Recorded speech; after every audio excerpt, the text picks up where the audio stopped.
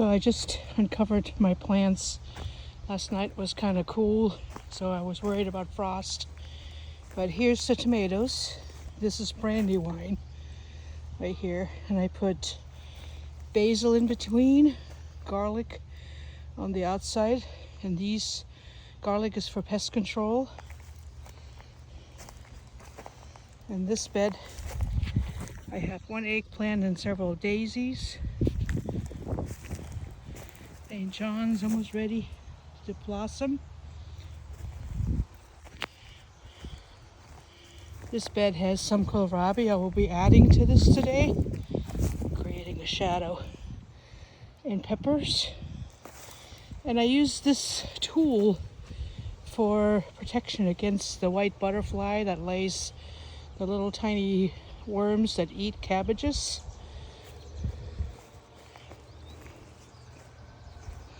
Hops are starting to go over the trellis.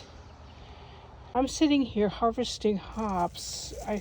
This is a different type than what I used before, but it's, I'm sorry I don't remember the plant type.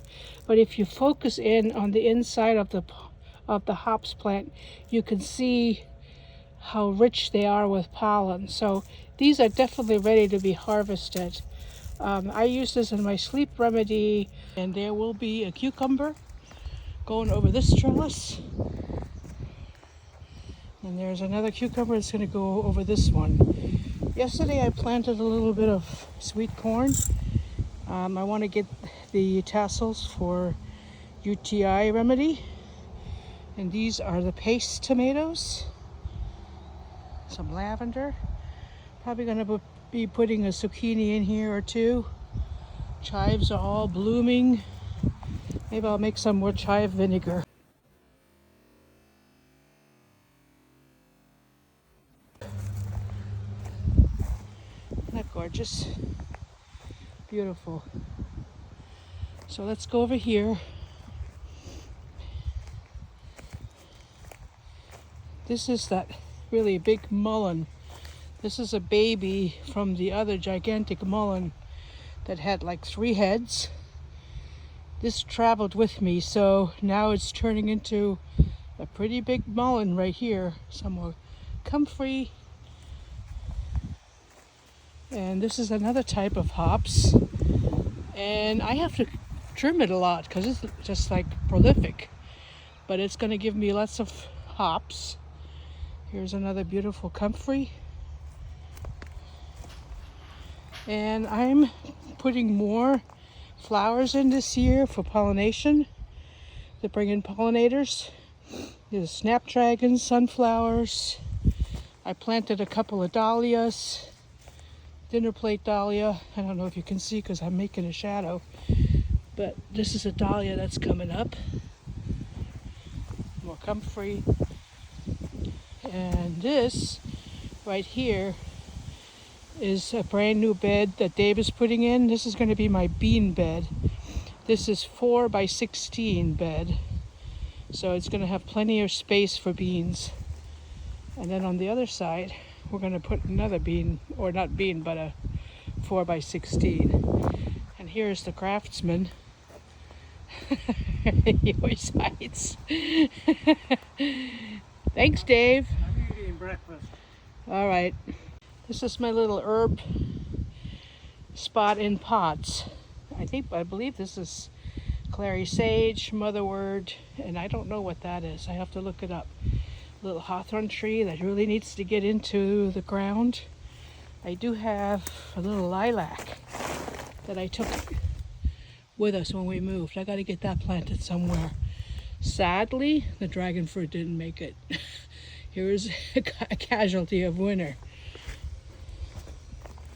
So calendula are thriving. The berries that I got from a neighbor, the little cuttings, they're thriving. They're going to go into the ground pretty soon. Mint.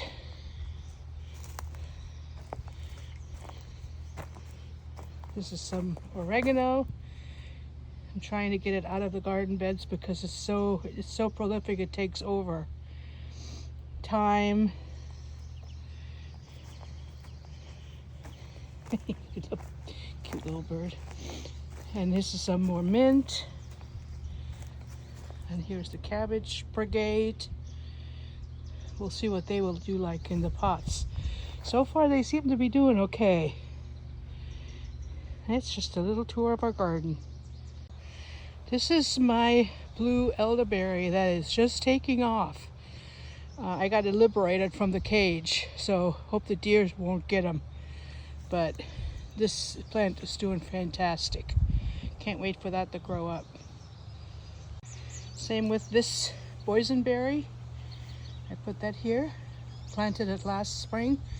I gotta take the cage off. Getting big, and weeds. And along here, I put some bulbs, daffodils. It would be better next spring. Freesias never did anything, so I wonder if Oregon is not the home for freesias, but we'll see. And then if you look over here,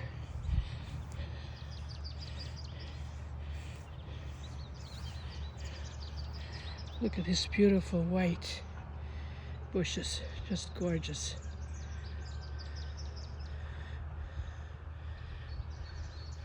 There's a snowball plant, also called grampbark. There's our apple trees. I'm gonna have to get the apple treatment on there.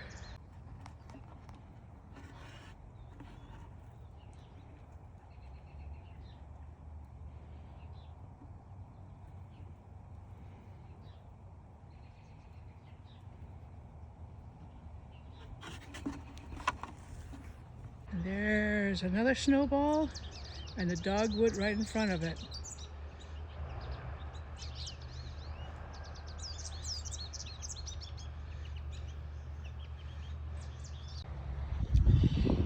So I'm getting ready to go out there and uncover my seedlings, and I thought I would film our beautiful front yard.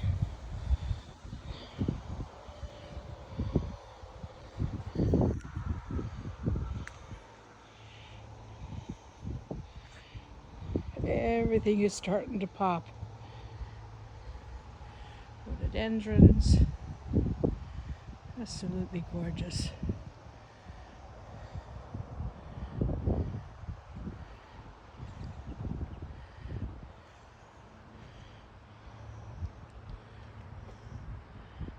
I brought some peonies with me and some hydrangeas. And I thought this one was dead, but see, that's why it pays to be patient. It's starting to make leaves.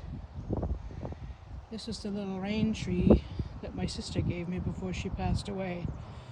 So yeah, it's going to get planted.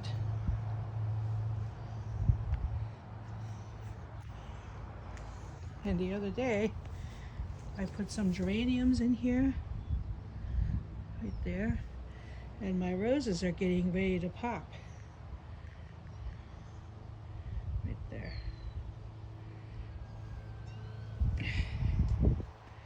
That's a beautiful dogwood right there. Some more rhododendrons. And this is how I protect my seedlings that I have on my growing station from possible frost. So this is what I still got growing in my seed station. Zucchini, that's going out in the garden. There's one more yellow squash. Right there, more yellow squash. And there's some striped German tomato seedlings. A little small still, I'm gonna wait a little bit. This is a spaghetti squash that I got from my neighbor. There's 4 of them. Dill. One more cucumber that's going out in the garden.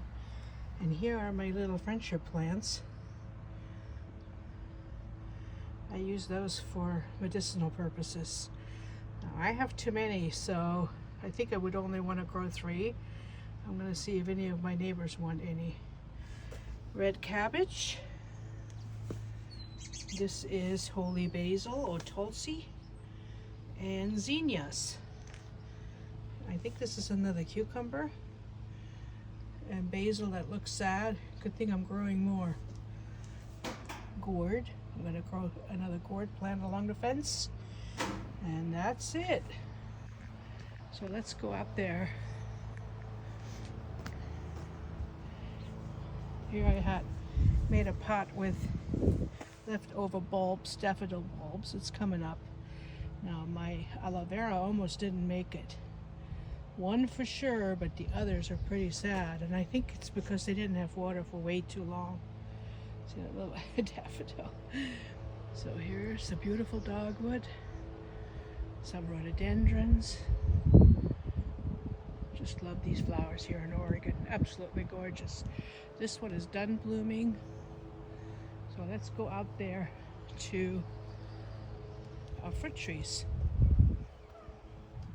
Some plantain, narrow leaf, right in the grass.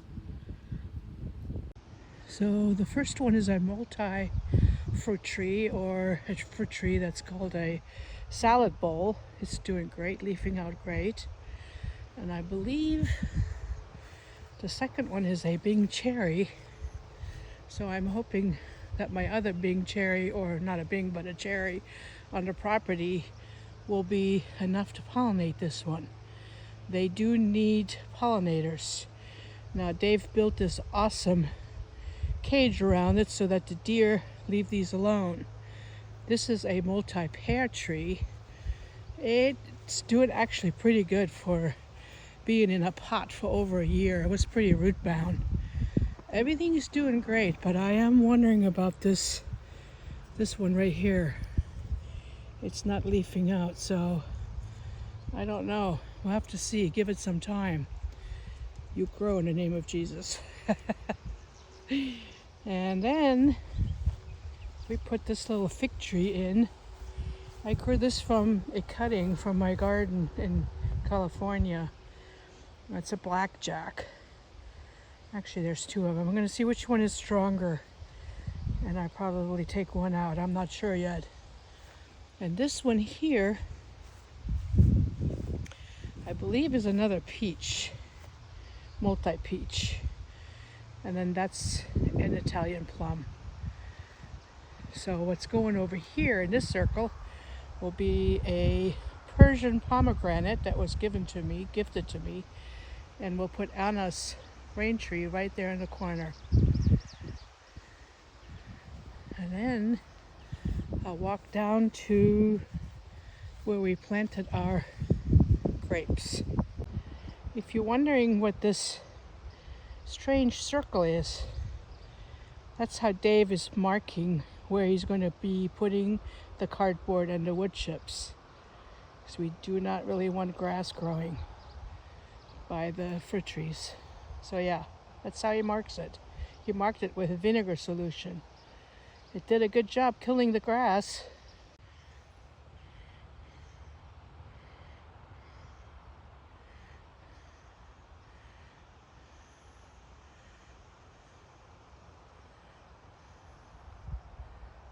Look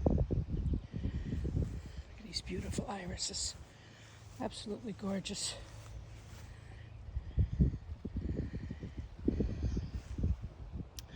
This is where we planted our grapes. There's one here, and there's one further down there. And the grapes are actually doing pretty well. I don't see any area where they're suffering or the leaves hanging down. They're actually growing perfectly. Now, I do have to see which one of these is going to be my leader, or I might let both of them grow, because what you want to do is you want to get it to about, I want to say this height, or maybe higher, like right there, and then you want to split the canes.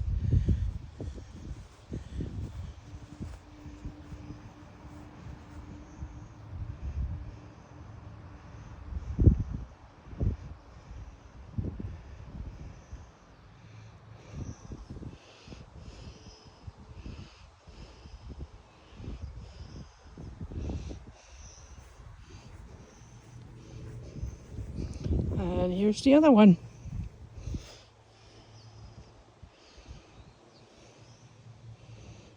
It's doing good. So I think I will take this one right here and I'm going to train it to go this way. And then this one, hopefully that way. I don't know, I might wait to see if I can make it go a little higher and then split them. And then of course, when they really start growing, the ones lower here, I will cut them back. Because what I found growing grapes before, if you let too many go each side, you'll have problems with mildew and fungus and such. So yeah, you have to choose your leader. This is my little daffodil row. Next spring will be much prettier. This is just a beginning. And I put some daffodils over there. And you know, they don't bloom very long in the spring, but they do look beautiful.